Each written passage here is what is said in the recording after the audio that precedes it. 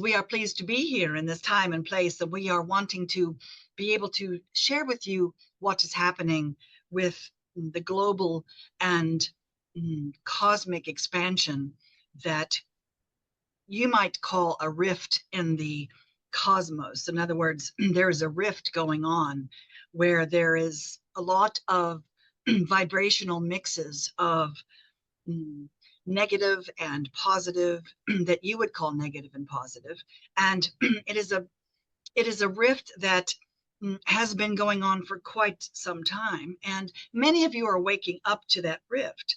In other words, you are asking questions about what is next, and what do I do, and how do I do it, and is everything going to be okay, and what is happening with the world today.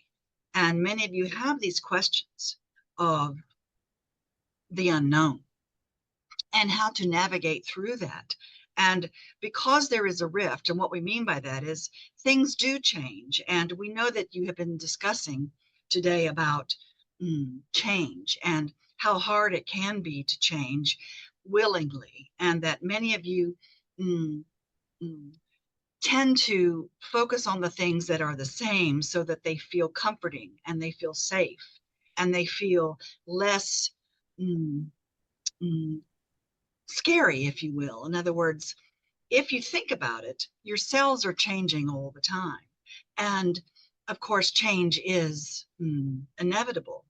And there is a change when you come from non-physical to physical. And there is a change when you are in your physical bodies. They change.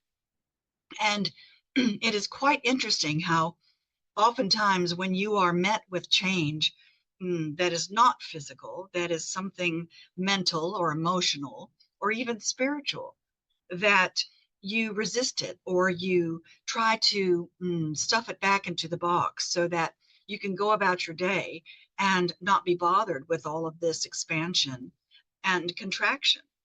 You see, you are expanding and contracting at all times, even with your breath. You expand and you contract. And what happens is that when there is fear about the unknown, you contract and you want to put everything back into the box so that it is nice and neat and understandable. And what we want to tell you is that if you look at change as something that is inevitable, if you can imagine pushing against, perhaps even if you're in an egg, shall we say, think of yourself inside an egg and you're pushing against that boundary and you're pecking away at it. And if you can think about, why would you even want to get out of the egg? If the egg is comfortable and the egg is giving you everything that you want and need, however, there is this desire that's burning in you to get out and to not be trapped and to not stay the same.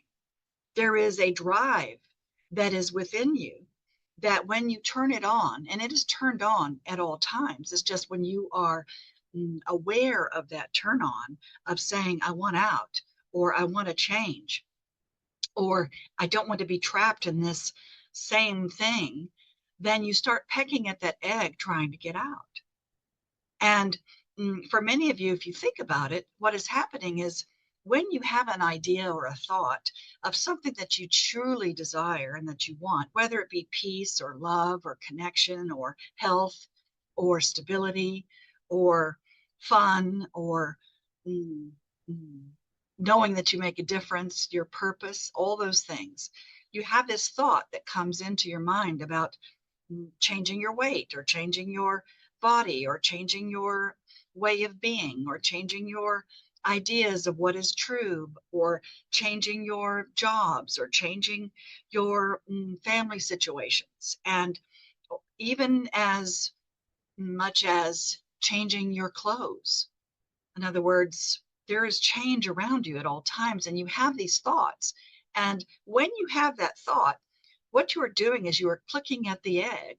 You're trying to get out of what is. And by doing so, it creates an expansion. And it creates, if you will, another way when you click inside the egg and you click trying to get out, and you're trying to get out of it, and you see an open window or an open door, or you feel the fresh air, and you think, what is on the other side of that? And yet, many of you will click on it and then rest and sit back in your egg and not go out. Because it is safe, because it is known. And if you think about it, when you have those thoughts, those are your permissions that are guiding you to click your egg and choose something different. And you see, what you don't know or what you forget, obviously, is that when you click your egg and you're getting out of where you are, and there is a change, and perhaps it is something more expansive, and it is something different, or it might feel familiar, but it is lacking all of the dross or the drag that you might have of keeping it the same, or you feeling heavy or pulling it along in this world, pulling all of the what you might call baggage, or pulling all of the things that are not necessary, or pulling all the things that you think are necessary, but they're really not. And it is like taking all of your stuff and moving into new homes and taking all the old stuff with you and carrying it everywhere you go because of the fear of letting go of that, of what you have known, can feel less comforting. And what we are saying is that each time you change, and each time you go into a new house, or each time you expand, you leave less and less of the drama. In other words, you can take with you your baggage, and you leave some each time. You leave some of your emotional connection, or you leave some of your physical connection, or you leave some of your spiritual connection of what was, and you're moving it towards something else. And then it becomes your new egg. You see, when you click out of your egg and you are out and you're flapping your wings and you're trying new things, and yes, you may fall. And of course, you keep flapping your wings because you want more and you want to experience this change in a healthy and expansive way. Therefore, you keep flapping your wings to fly. And you might fall again. But what happens is you can look at this new surrounding or this new environment as a new egg. If you insist on having the feeling that you are safe, and in order for you to feel that, you put boundaries around you that can look like your old egg. However, it's bigger, and you're freer inside that new egg. And there is nothing wrong with doing that, you see. It is just a way of navigating through change in a way that feels more comforting to you and feels safer to say, oh, well, I do have a new boundary and a new egg that I am creating inside, and I will fly around and flap around in this new egg until I feel like I have another thought that comes into my mind that says, now what? Now let's do something else. Or let's add to what it is that we are doing. And again, what ends up happening is you leave some of that unique signature of who you are in that egg. And that is scary to some of you. Meaning, well, what if the new egg is not what I want? What if this new egg is hard to figure out, or hard to manage, or it's not what I thought it was? In other words, the grass is greener and it's really not. What if that happens? And of course, what we always say is, well, what if it doesn't? You have a 50-50 chance, you see, of it creating something even more expansive for you. Or guess what? You can always go back into your egg. There's nothing saying that you have to get out of your egg. But there is a drive that is constantly feeding you, a drive within your consciousness, a drive within your knowing that that is why you came here, was to experience. And if you stay in your egg, then you are limiting yourself from all the experiences that are available to you, bit by bit.